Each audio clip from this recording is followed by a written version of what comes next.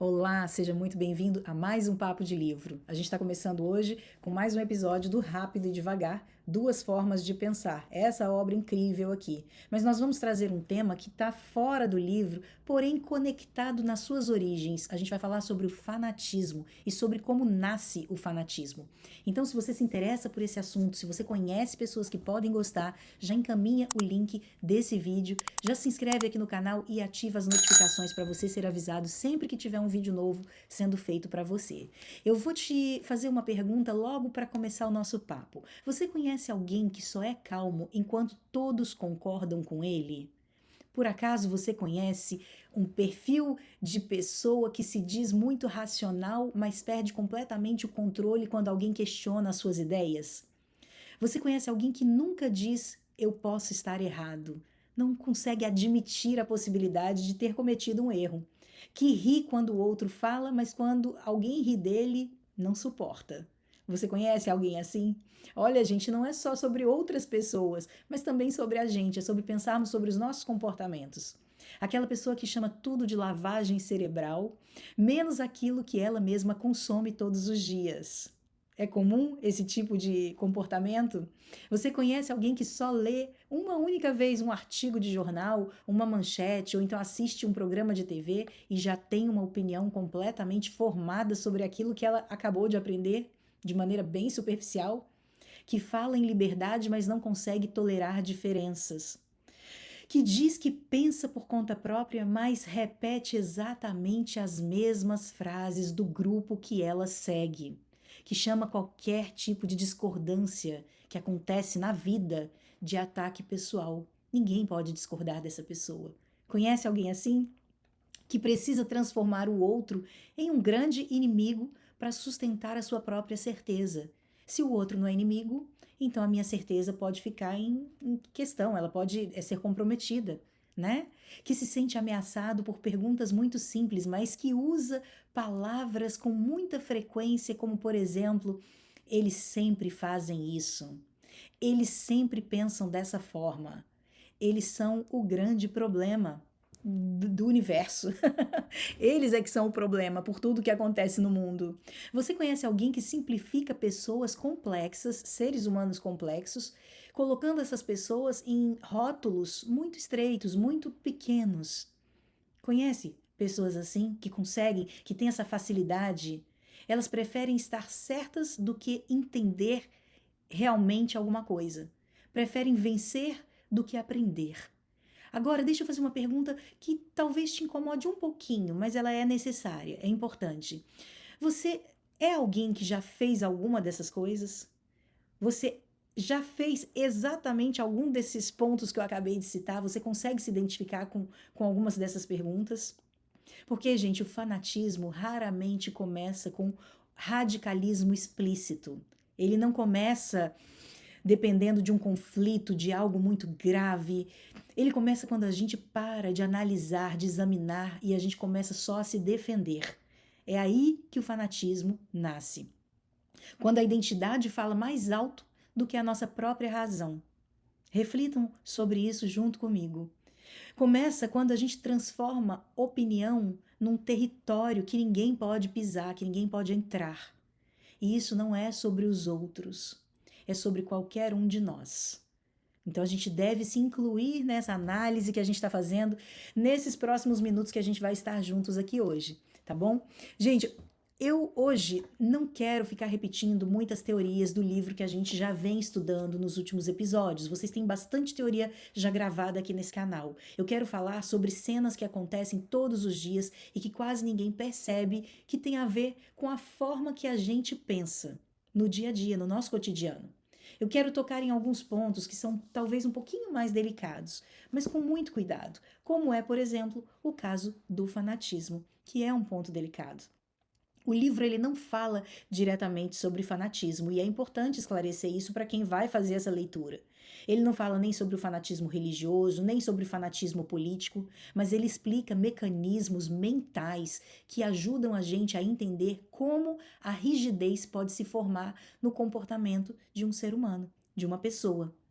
Gente, esse é um conteúdo muito importante para você aplicar no seu dia a dia. A gente não vai falar hoje aqui só de teoria. A gente precisa estar preparado para colocar depois tudo isso em prática. Então vamos lá. Fanatismo não começa com gritos, não começa com brigas, com conflitos. A gente já falou sobre isso. Ele vai começar quando a identidade passa a vir antes da análise, antes de a pessoa decidir se aprofundar em alguma coisa. Eu vou explicar de um jeito bem do dia a dia, bem cotidiano. Imagina você, uma conversa muito simples, alguém começa a falar e usar 2 ou 3 palavras que você associa a um grupo específico. Pode ser um grupo político, pode ser um grupo religioso, pode ser um grupo ideológico. A gente tem várias vertentes aqui que podem ser mencionadas. Essas são as mais comuns. Antes da pessoa terminar o raciocínio dela, você já sente um incômodo. Ela começou a falar, você relacionou algum desses grupos e você já vai se sentir incomodado.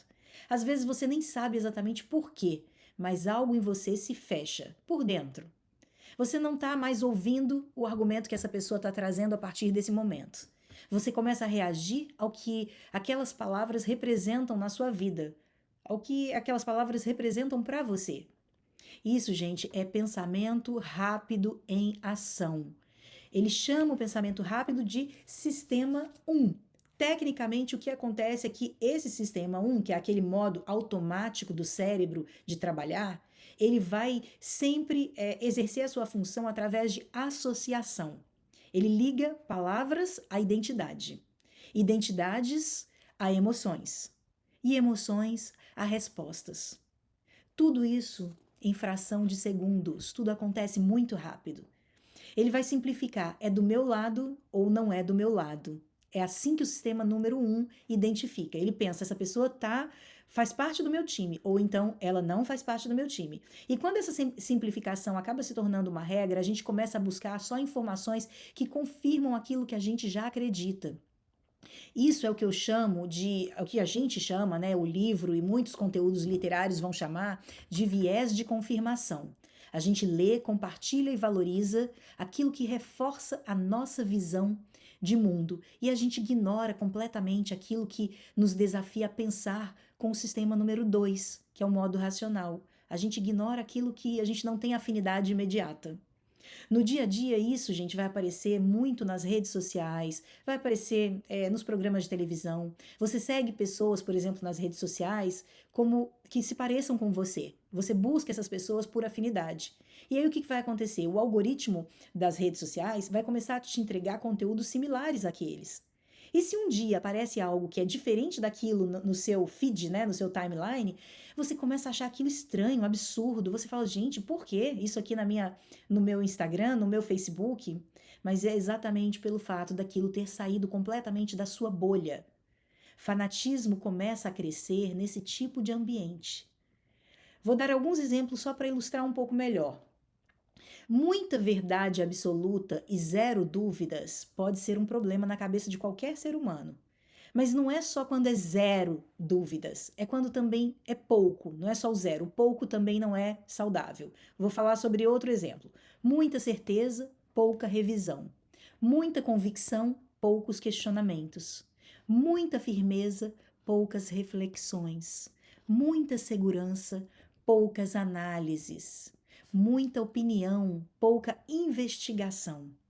Muita defesa, aquela pessoa que gosta de se defender, pouca escuta. Quem se defende muito não consegue escutar os outros, o que o outro tem para dizer. Muita reação, pouca pausa. Muita afirmação, pouca dúvida. Muitas crenças, pouca autocrítica. Quando a gente crê demais, a gente já não critica.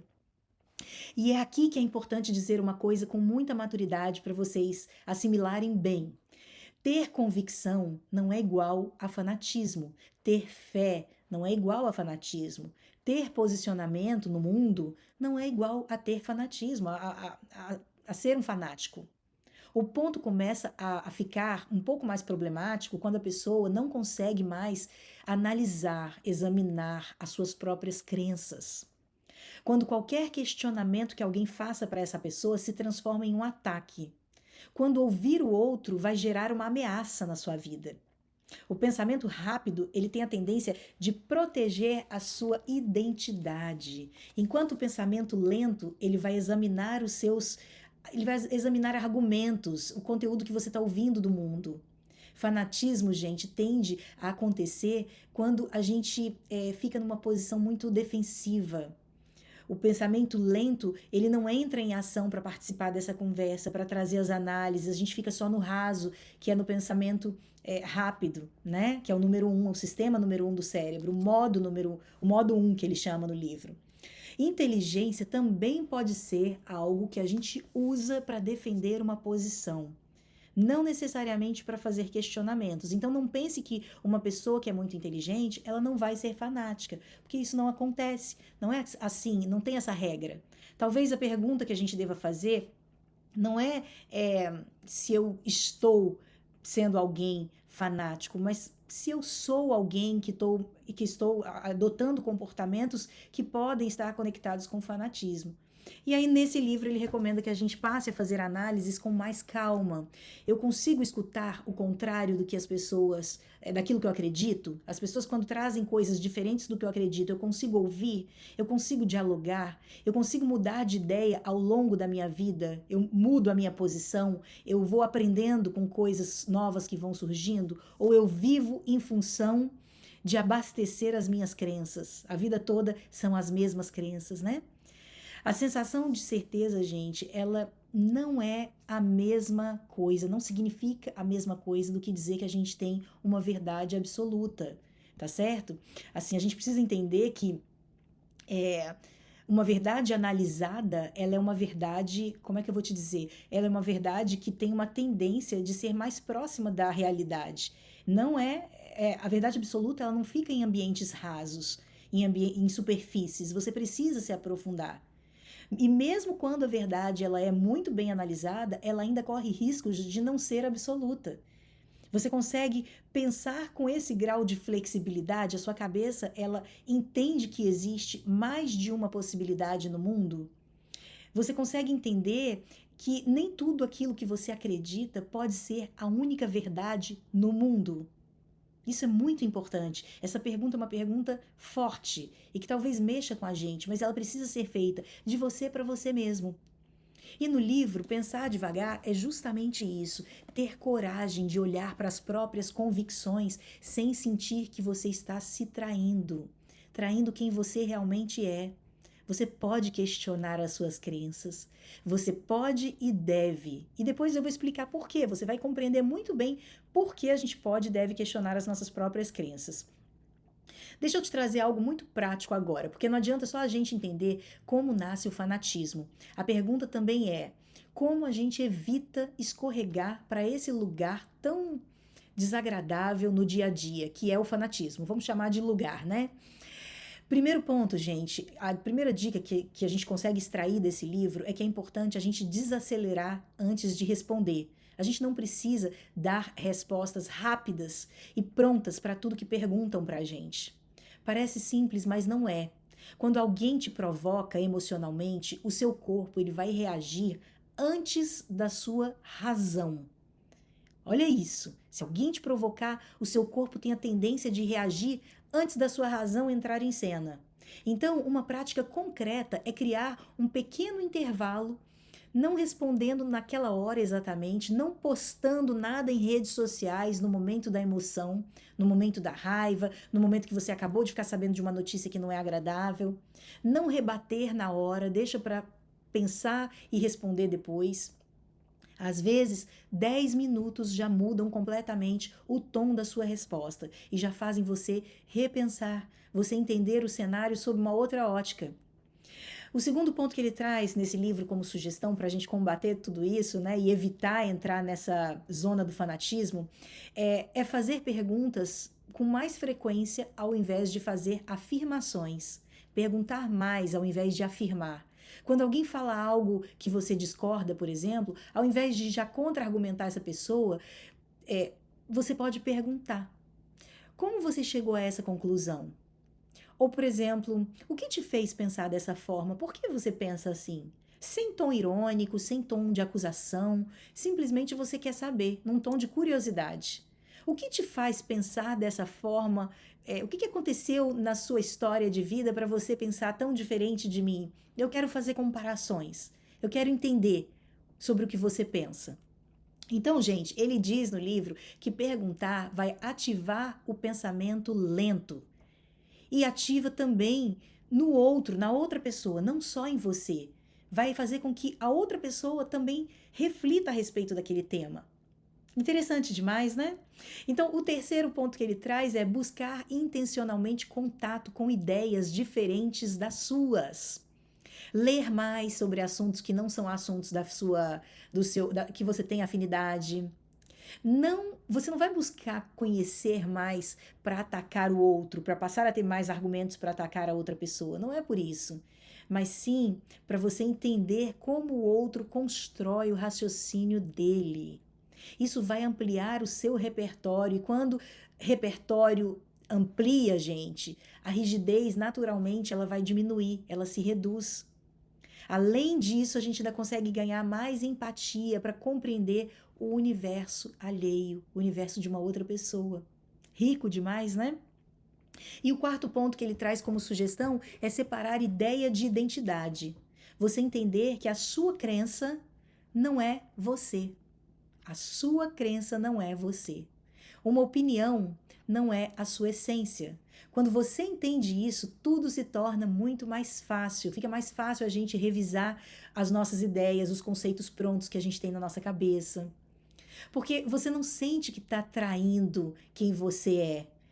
É simplesmente você está fazendo uma espécie de um ajuste naquilo que você pensa. E você tem esse direito. Você tem e precisa usufruir desse direito. O quinto ponto que ele traz como sugestão para a gente é a gente desconfiar da sensação de certeza, aquela certeza absoluta.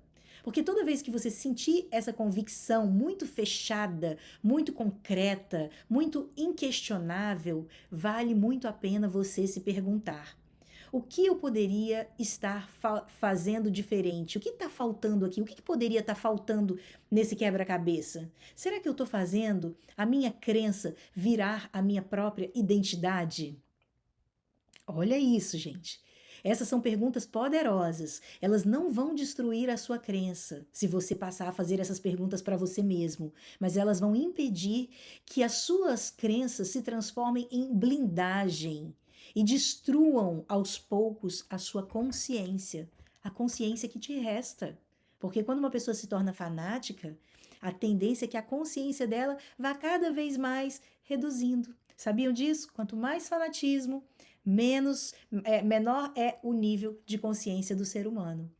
Isso é um fato, estudado pelos grandes mestres que estudam o nosso cérebro, a neurociência, a neurologia.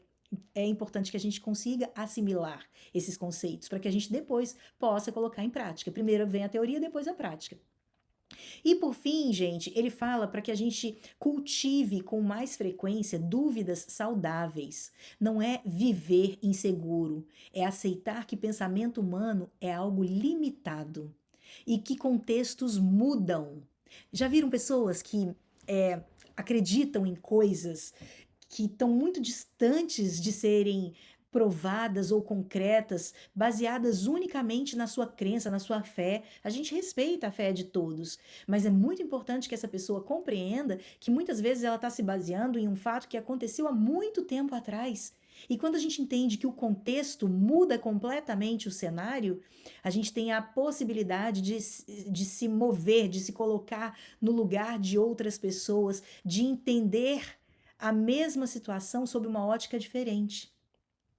Quando a gente entende que informações novas podem mudar aquele cenário, tudo muda. Que a maturidade envolve fazer revisão, análise, ir nas profundezas de um determinado conteúdo, entender dados, entender se há provas concretas.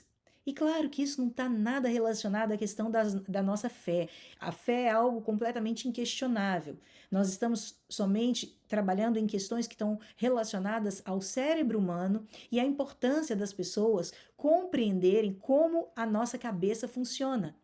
É exatamente como a nossa mente age. É isso que a gente está estudando hoje aqui. Então, gente, fanatismo cresce quando a gente transforma opinião em identidade. E depois, quando a gente transforma identidade em um território intocável, ninguém pode tocar naquele território, ninguém pode pisar ali. É um território meu, ele é a verdade absoluta que eu carrego na minha vida, e ai de quem falar alguma coisa que possa questionar, duvidar ou dialogar comigo a respeito disso. Então, gente, maturidade é algo que cresce quando a gente transforma convicção em algo vivo, que pode ser examinado, que pode ser aprofundado, que pode ser ajustado. Isso é um campo em que a maturidade vai crescer. Isso é bom, isso é positivo, né? E isso é prática diária, não adianta. A gente não tem como transformar toda a nossa vida da noite para o dia, né? Precisa ser trabalhado todos os dias, aos pouquinhos, no cotidiano, no dia a dia. Então, também quero enfatizar para vocês aqui que a gente não está falando sobre você mudar de lado. Você às vezes tem um posicionamento e ninguém está te estimulando a você mudar completamente o seu posicionamento. Você não está saindo de um lado para ir para outro lado. Não é sobre isso. Você vai entender porque a gente vai avançar aqui e tem uma riqueza grande de detalhes ainda para serem repassados aqui nesse episódio. É sobre manter a mente da gente aberta o suficiente para a gente continuar pensando. Então não é sobre mudança de lado, é sobre você conseguir manter a sua mente aberta o suficiente para você continuar pensando. Vamos falar da lógica do eu e eles. A lógica do eu e eles. Ela é bem conhecida e você vai, com certeza, se lembrar de pessoas com quem você convive, de situações do seu dia a dia. Esse é um ponto muito central quando a gente fala de fanatismo, porque essa lógica do eu e eles, ela está completamente conectada com o fanatismo, tá, gente? O fanatismo quase sempre simplifica o mundo usando uma divisão que é entre eu e eles. Ele faz uma divisão. O fanatismo precisa fazer essa divisão. Não é mais sobre ideias diferentes convivendo entre elas. Não é sobre isso. É sobre lados opostos competindo entre eles. Então, no dia a dia, isso aparece de formas muito sutis. Por exemplo, você está numa roda de amigos e alguém expressa uma opinião diferente da maioria naquele momento. Em vez de curiosidade, surge aquele clima de a gente aqui, ele de lá, do lado de lá. Não quero papo com essa pessoa. A pessoa deixa de ser um indivíduo e se torna rapidamente um representante de um grupo.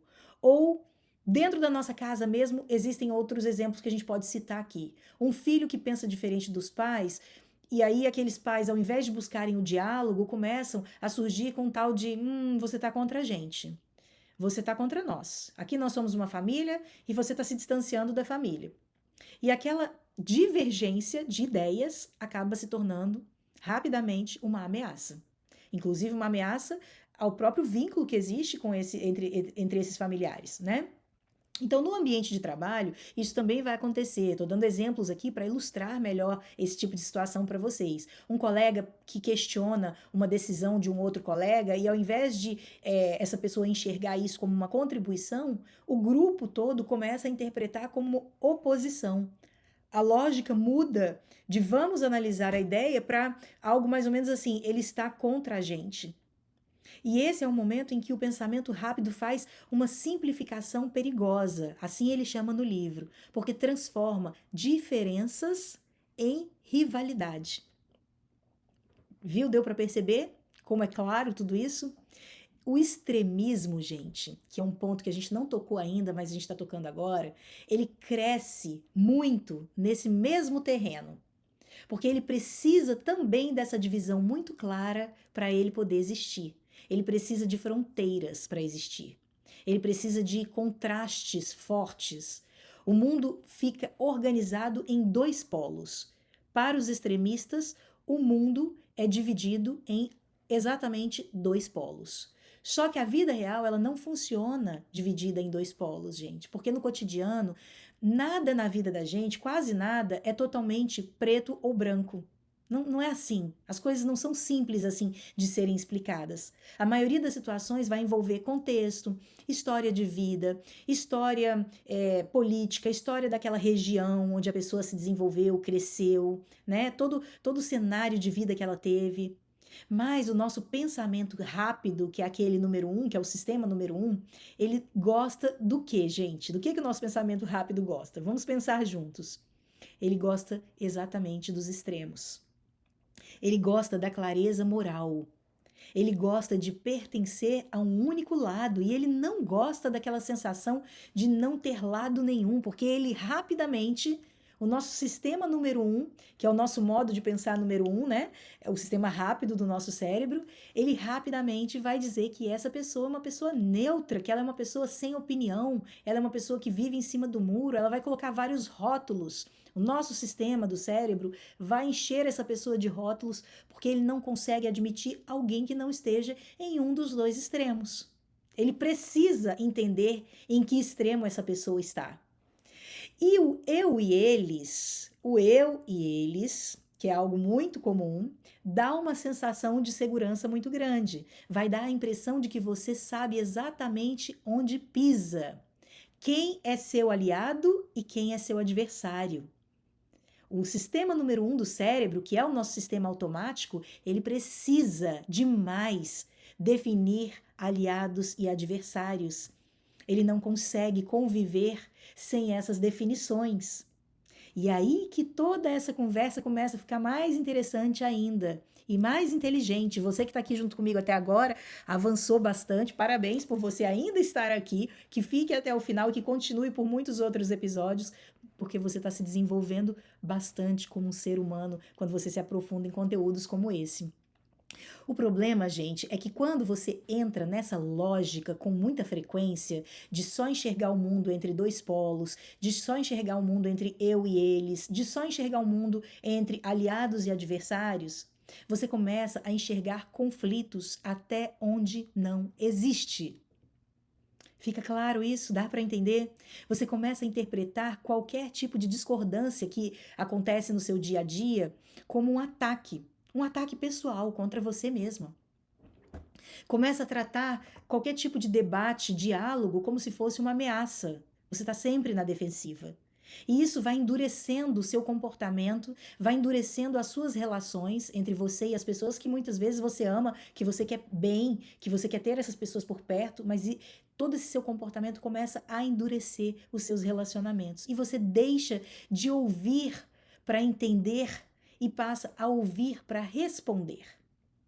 Você não compreende mais, você não assimila, você não analisa. Tudo aquilo que você ouve tem uma resposta pronta na ponta da língua que você vai dar para essa outra pessoa, porque você precisa estar sempre com a razão. Então, deixa eu te perguntar mais uma coisa, assim, você já parou para pensar que muitas vezes a gente deixa de perguntar as coisas para aprender um pouco mais sobre aquele determinado assunto e a gente passa a perguntar sim, mas para desqualificar o outro, porque a gente já está naquele modo guerra, né? Não é assim que funciona? Eu tô rindo, mas não tem nada de engraçado, né, gente? É porque, de fato, a gente enxerga todo um filme na nossa cabeça. A gente vai vindo um cenário quando a gente se aprofunda nesse tema. O eu e eles não começa em grandes movimentos sociais. Ele começa em pequenas atitudes do dia a dia. Na forma como você fala, de quem pensa diferente de você, no tom que você usa para se referir a uma outra pessoa que não concorda com seu ponto de vista, na piadinha que você faz, na generalização que você repete o tempo todo. Você não fala de um determinado assunto falando especificamente de um ponto, você já generaliza. E aí você vai enquadrar e englobar pessoas que não têm nada a ver com aquela conversa, você vai se lembrar de pessoas que não são suas aliadas e sim suas adversárias, e você bota todo mundo no mesmo balde e você começa ali a remexer aquele assunto e falar de uma coisa generalizando e deixando pessoas, inclusive, desconfortáveis naquele ambiente, né? Quando a gente desacelera e a gente ativa o pensamento analítico, mais analítico, que é o sistema número 2 do nosso cérebro, gente, tudo muda. Inclusive a pergunta muda. Ao invés de perguntar de que lado você está, você passa a perguntar qual é o seu argumento. O que você tem para me dizer sobre isso? Eu quero entender um pouco mais. Me conta o seu ponto de vista. Começam a surgir perguntas muito mais interessantes e que vão te fazer aprender sobre o ponto de vista do outro. Ah, Adriana, mas eu não quero saber o ponto de vista do outro, eu já tenho as minhas opiniões formadas. Então, cuidado, porque você pode estar já morando nesse território do fanatismo e você ainda não percebeu isso. Ao invés de você Em vez de você contra mim, passa a ser onde exatamente a gente discorda. Vamos pensar juntos? Qual é o nosso ponto aqui de discordância? Porque nisso, nisso e nisso a gente concorda, né? A gente, seja uma questão religiosa, seja uma questão política, a gente vai ter pontos de concordância com outras pessoas, mesmo sendo nossas adversárias, como a gente coloca, né? Que a gente precisa de adversários ou aliados, um dos dois polos, lembra disso? É nesse ponto aqui que a gente está discutindo. Então, isso, gente, diminui o extremismo interno, porque extremismo não é só ideologia, é rigidez mental. E aí que mora o problema maior. Rigidez mental começa quando a gente transforma diferença em oposição automática. Talvez a maturidade seja sobre isso, conseguir conviver com diferenças sem transformar tudo que acontece na sua vida numa grande disputa. Porque enquanto o pensamento rápido divide entre eu e eles, o pensamento lento vai tentar entender o que existe entre os dois extremos, entre os dois polos, entre os dois pontos que estão distantes uns dos outros, um do outro. E quase sempre vai existir muito mais coisas nesse meio do que a gente imagina. A gente fica pairando ou num polo ou no outro polo, e o meio é onde mora muitas explicações, muito conteúdo, muita história, muitas coisas que vão nos fazer entender realmente porque existem diferentes formas de pensar. Quase sempre vai existir muito mais coisa nesse meio, gente, do que a gente imagina. Acreditem nisso. Confiem nisso. Inclusive, isso tudo que eu tô falando conversa muito bem com a live que eu fiz ontem no Instagram. Quem quiser pode puxar esse vídeo, mesmo você assistindo gravado depois, basta você puxar pela data, né? Que você vai conseguir acompanhar essa live também lá no Instagram. Ontem eu falei nessa live sobre a forma como a gente passa a seguir grupos e como isso tem se tornado cada vez mais natural. O ser humano, na verdade, ele sempre viveu em grupo. A gente aprende as coisas em grupo, a gente se fortalece em grupo, a gente se orienta em grupo. Seguir um grupo por afinidade não é problema nenhum. A gente, inclusive, precisa de grupos, né, de pessoas junto com a gente para que a gente possa crescer, se desenvolver. Então, como eu falei, seguir por afinidade não vai ser o problema. Ter referências também não é problema. Ter mentores, líderes, linhas de pensamento, comunidades, isso tudo faz parte da construção da nossa identidade.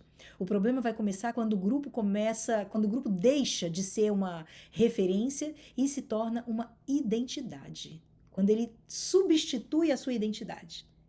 Mas que é isso que você está falando, Adriana? Isso não existe. Existe, gente, e é o que mais existe. Quando você não está mais apenas alinhando uma ideia, quando você não está alinhado com uma determinada ideia, e você passa a simplesmente ser aquela ideia ambulante. Você é a ideia. Onde você está, você é a ideia. Os lugares por onde você passa, você é aquela ideia. Com quem você conversa, você é aquela ideia. Inclusive, a gente pode entrar até mesmo num outro ponto, que é a questão da assinatura linguística, que foi uma outra questão que eu trouxe também. Eu vou falar sobre ela daqui a pouco para vocês, porque isso me remete à assinatura linguística ou marcas de linguagem, que é uma outra coisa que a gente também já estudou. Quando você, por exemplo, não está apenas dentro de um grupo, quando você passa a se confundir com todas as ideologias, com todas as formas de pensar que aquele grupo tem, e você acha que você é aquilo, você passa a ser aquilo, e não simplesmente usar daquelas referências para guiar alguns pontos da sua vida, qualquer crítica ao grupo vai virar uma crítica a você. Você não vai aceitar uma crítica ao grupo que você pertence sem encarar aquilo como uma ofensa pessoal. Vira algo que é contra você. Mas a questão não está nos outros, está em você a ser resolvida. Qualquer crítica que você ouvir ao grupo vai ser uma crítica feita a você. Guarde isso com você, anote esse ponto. Qualquer questionamento a uma ideia vai virar uma ameaça pessoal. E nesse ponto é que o eu e eles acaba ganhando muita força. Viram como é comum o eu e eles? Porque se o grupo virou parte da sua identidade, o outro grupo vai deixar de ser apenas diferente. Ele passa a ser um opositor, gente. Ele passa a ser um grupo da oposição. E aí o pensamento rápido vai entrar com tudo, com muita força. Por quê? Porque o pensamento rápido é o automático, é a reação. Ele quer proteger o território, ele quer proteger a identidade, ele quer proteger o seu lado. Você para de avaliar argumentos e você começa a defender posições. Isso vale para a política, isso vale para a religião, isso vale para a ideologia, isso vale para empreendedorismo, para estilo de vida, para as bolhas que a gente vive, para os ambientes familiares, que a minha família pensa daquele jeito e, portanto, eu também preciso pensar assim, né? Eu não consigo pensar diferente nem questionar. Então, tá em todos os ambientes que podem formar uma comunidade e que essa comunidade possa vir a interferir na sua maneira de pensar. Quantas vezes a gente vê pessoas defendendo com muita agressividade alguma coisa que, se fosse analisada com calma, poderia ser apenas uma preferência. Ao invés de você defender com unhas e dentes e aquilo se tornar o seu eu, poderia ser simplesmente colocado como uma preferência. Eu prefiro isso aqui. Essa é a posição que eu adotei. De uma maneira tranquila, amigável, com diálogo, com troca de ideias. O grupo, gente, ele pode ser um guia seu. Quando a gente usa a expressão grupo, é porque grupo aqui está sendo mais abrangente, está envolvendo várias, como eu falei, várias linhas, né? A gente está falando aqui dentro desse grupo mora a linha religiosa, política, as ideologias, as famílias, os grupos comunitários, até os grupos esportivos, até na questão do esporte, do time de futebol. Tudo isso pode se aplicar a isso, que é a questão do fanatismo, né? Que se aplica a todos esses grupos que a gente está falando. Mas quando o grupo ele deixa de ser simplesmente o seu guia e se transforma numa blindagem pessoal, a reflexão morre, gente. Ela morre. Você mata o seu campo de reflexão. E é aí que o extremismo nasce do nada. Ele nasce de uma fusão entre identidade e crença. E é um negócio que se torna quase que um monstro na sua vida. Ele se torna monstruoso muito rápido. Você não tem mais uma opinião. Você é a opinião. O fanatismo faz com que você seja a opinião. Você não tenha a opinião. E quando você é a opinião, mudar de ideia parece ser uma traição a si próprio. Se você chegou num ponto onde você já é a sua própria, você já é a opinião em pessoa, você tem muita dificuldade de mudar de ideia, porque isso soa para você mesmo como você está se traindo. Você não tem esse direito. E é por isso que pensar devagar, segundo o nosso autor aqui, é tão importante. Pensar com o lado 2 do cérebro, o sistema número 2 do cérebro, é tão importante por causa disso. Porque pensar devagar vai criar espaço entre você e aquilo que você acredita. Cria espaço entre você e o grupo que você segue. E quando existe espaço, existe uma coisa importantíssima chamada liberdade. Não é?